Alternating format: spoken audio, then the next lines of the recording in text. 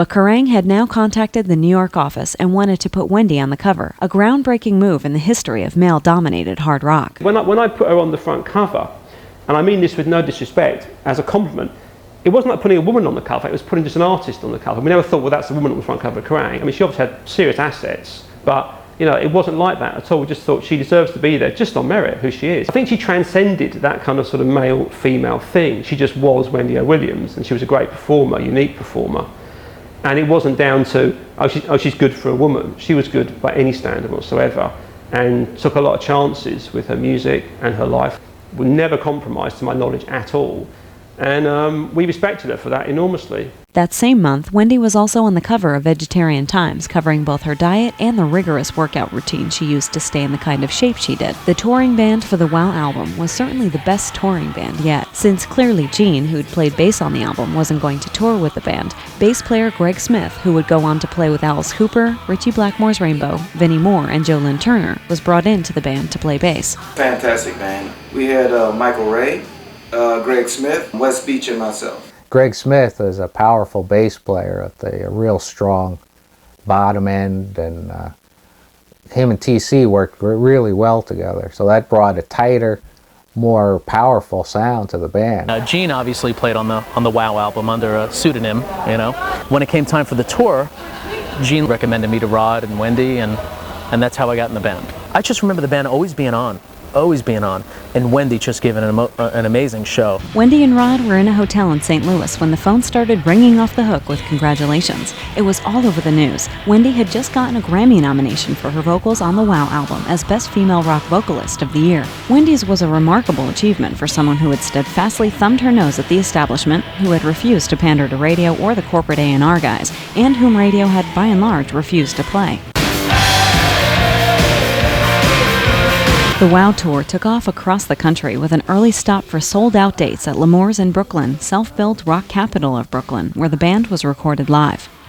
The first 3 shows were, you know, they went really, really well, except for the fact that Wendy wiped out a ceiling in one of the clubs, but that happened from time to time. We had a genie lift, personnel lift, like an elevator, and she would basically take it up as high as she could. Well, this place only had about a 15-foot ceiling, and of course the lift went to 24 feet. Well, when we were done, they had a 16-foot ceiling. But the funniest thing was that the club owners didn't care. If Wendy did it, it was okay. It was, you know what I mean? It was like, oh, Wendy O. Williams put a hole in my ceiling. I'm not gonna fix it.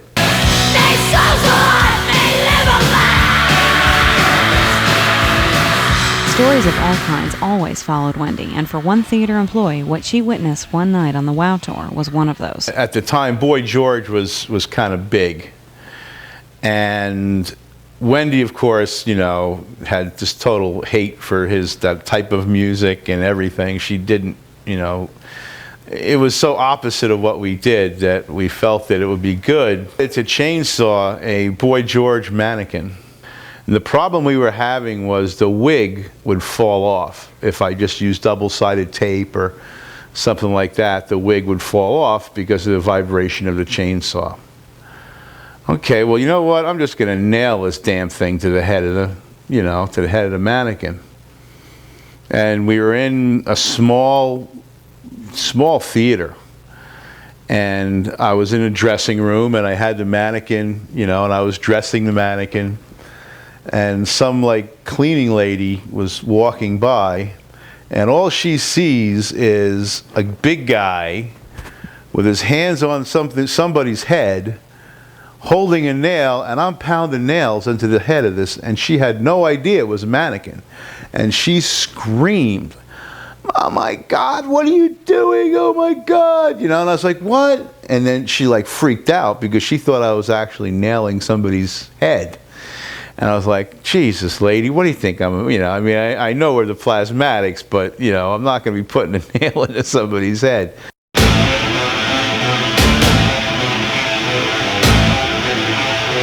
In the meantime, material for the next album was accruing. Gene was set to produce, but scheduling conflicts made it impossible, so the job once again fell to Rod. Mainstay guitarist, songwriter, and core performer Wes Beach had to take a sabbatical for personal reasons and would not tour with the band on the next outing. At first, there was the thought of getting at least a temporary replacement for Wes to bring the band back to its usual 4 pieces, but that soon gave way to using this situation to fulfill a dream of Wendy's and Rod's from the beginning, which was to play as a 3-piece. This was how the band started out, but the musicianship wasn't close to being able to pull it off way back then.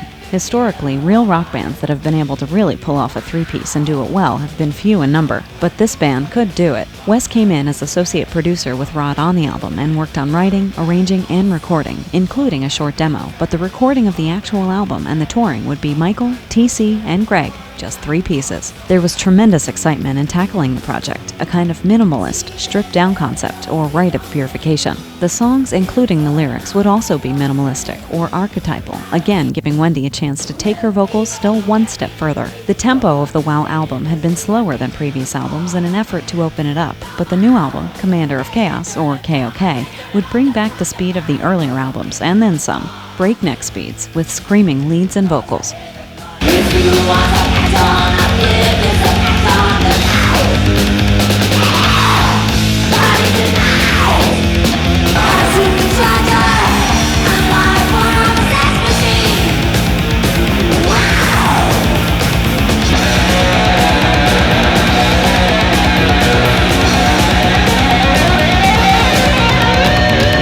A month later, the recording began in Fairfield, New Jersey, at the giant Broccoli Rob recording complex, which would become home to numerous Wendy O Plasmatics projects, including 3 studio albums with what the group fondly called the Fairfield Sound. Later, studio owner, impresario, and Starship commander Uncle Brian Drago would make his Wendy O Plasmatics video debut wearing a tutu, playing a sax.